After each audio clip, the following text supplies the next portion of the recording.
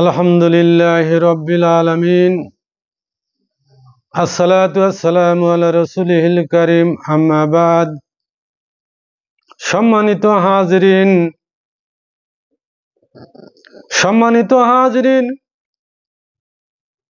আল্লাহ রাসূল সাল্লাল্লাহু আলাইহি ওয়াসাল্লাম একদিন ইফতারির বর্ণনা করতেছেন সাহাবীদের সামনে।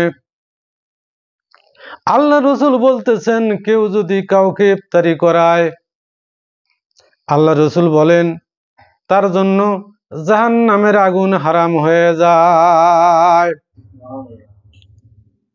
আর কেউ যদি কাউকে ইফতার করায়, ওই রোজাদারের সমপরিমাণ সওয়াব তার আমল নামায় লেখা হয়, অথচ ওই রোজাদারের সওয়াব কোনো কর্মেই কম হবে না।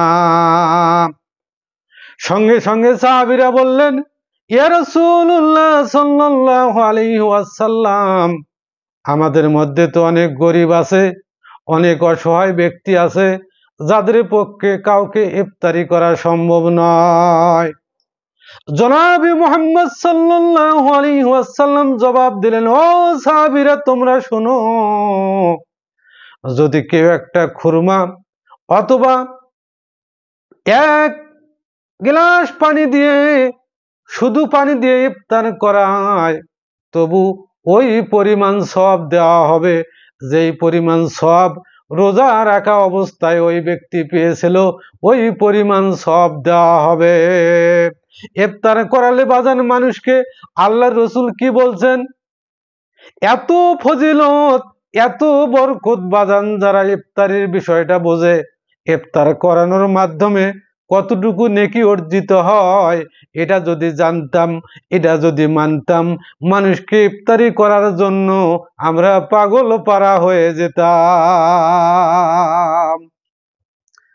আল্লাহ রাসূল এতটুকুই বোঝাতে চাচ্ছেন যে তুমি একটা খেজুর, যেহেতু অসহায় গরিব মিসকিন কিছুই নাই, তুমি একটা খেজুর অথবা পানি দিয়ে যদি ইফতার করাও, তাহলেই ওই রোজাদারের সমপরিমাণ সওয়াব তোমার আমল নামায় লেখা হবে, অথচ রোজাদারের সওয়াব সামান্য কমবে না। তাহলে ইফতারের ফজিলত আছে না নাই? সম্মানিত হাজিরিন, বাজান আমার, হযরতে আলী রাদিয়াল্লাহু তাআলা আনহু বর্ণনা করেন, উম্মতে মুহাম্মদীকে যদি জাহান্নামের মধ্যে শাস্তি দিতেন, আল্লাহ যদি শাস্তি দিতে চাইতেন, তাহলে উম্মতে মুহাম্মদীর জন্য রমজান মাস আর সূরা ইখলাস আল্লাহ রাব্বুল আলামিন দান করতেন না। এই রমজান মাস গুনাহ মাফের মাস, সূরা ইখলাস, এই দুটো কথা হযরত আলী রাদিয়াল্লাহু তাআলা আনহু বললেন, আল্লাহ যদি শাস্তি দেওয়ার ইচ্ছা করতেন, কখনোই এই দুইটা জিনিস আমাদেরকে উম্মতে মুহাম্মদীর দান করতেন না। এক নম্বর হলো রমজান মাস, আর দুই নম্বর হলো সূরাতুল ইখলাস, মানে কুলহুস সূরা। ঠিক কিনা? সম্মানিত হাজিরিন, রমজান মাসে নেকি কামাই করার জন্য প্রতিযোগিতা আমাদের করতে হবে। কেমন করে নিজে তো রোজা আছি, আরো কেমন করে সব কামাই করা যায়, নেকি কামাই করা যায়, এজন্য আমাদের সর্বাত্মক চেষ্টা করা লাগবে। বাজান, এক বর্ণনায় এসেছে, এক ইহুদির ছেলে, যুবক ছেলে, টকবকে যুবক, বিয়ের উপযুক্ত হয়েছে। ইহুদির ছেলে রমজান মাসে প্রকাশ্যে দিবালোকে, ইহুদি নাস্তিক কিনা বলেন? অত নাস্তিক, ইহুদিরা বিধর্মী, অন্য ধর্মের লোক, অথচ এই ঘটনা বর্ণনা করতেছেন যে ইহুদির ছেলে প্রকাশ্যে রমজান মাসে পানাহার করতেছে, বুক ফুলিয়ে গর্ব ভরে পানাহার করতেছে। এই সংবাদ যখন ইহুদির কানে আসলো, ইহুদি সন্তানকে ডাক দিলেন, এ বেটা আমার শোন, তুমি নাকি রমজান মাসের সম্মান করো নাই, ইজ্জত করো নাই, প্রকাশ্যে দিবালোকে পানাহার করেছো। বলতেছেন, হ্যাঁ আব্বা আমি করেছি। সঙ্গে সঙ্গে ইহুদি বেদম প্রহার করলেন, এমন মারি দিলেন। ছেলে বললেন, আব্বাজান আমরা তো ইহুদি, ওদের ধর্ম আমরা মানি না। রমজান মাসে আমি খাবার খেয়েছি, কি এমন অপরাধ করেছি যার জন্য আপনি আমাকে এত ভাবে মারলেন? ইহুদি জবাব দিল, রে বেটা, রমজান মাস মুসলমানদের মাস, সম্মানিত মাস, পবিত্র মাস।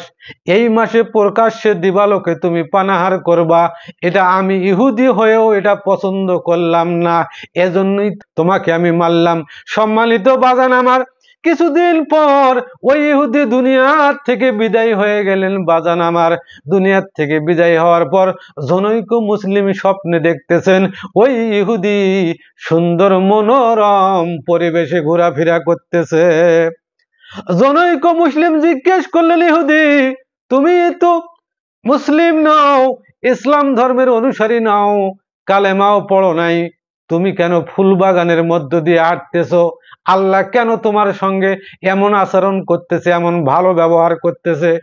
ইহুদি জবাব দেন, ওহে মুসলিম শুনো, যেদিন আমি আমার সন্তানকে রমজান মাসের সম্মানের জন্য, ইজ্জতের দেওয়ার জন্য না দেওয়ার কারণে আমি মেরেছিলাম, তার কয়েকদিন পরে আমি মারা যাই। কিন্তু আল্লাহ সুবহানাহু ওয়া তাআলা আমার এই আমলটাকে এমন পছন্দ করেছেন, এমন ভালোবেসেছেন, আমি মৃত্যুর আগে কালেমা তওবা পাঠ করে মুসলমান হয়ে কবরে এসেছি। এই আমলের বদৌলতে আল্লাহ রাব্বুল আলামিন আমার সঙ্গে এত সুন্দর আচরণ করতেছেন। জোরে জোরে বলেন মারহাবা। তাহলে রমজান মাস ইহুদি তার ছেলেকে প্রহার করলো, বাইরে যেন খানা পিনা প্রকাশ্যে না করে, এটা ধমক দেওয়ার কারণে, মারার কারণে আল্লাহ রব্বুল আলামিন তাকে যদি সুন্দর ব্যবস্থা করে দেন, জান্নাতের মাকাম দান করে দেন, তাহলে আমরা মুসলমানের বাচ্চা মুসলমান হাটে ঘাটে মাঠে ময়দানে যেখানে মন চায় বিড়ি ধরায়া দিলাম, আছে না নাই? ও মনে মনে ভাবতেছে আমি বড় লোকের ছেলে, আমি ধূমপান করলে, নিশা করলে কি আর এমন যায় আসে? আছে না এমন ছেলে পেলে?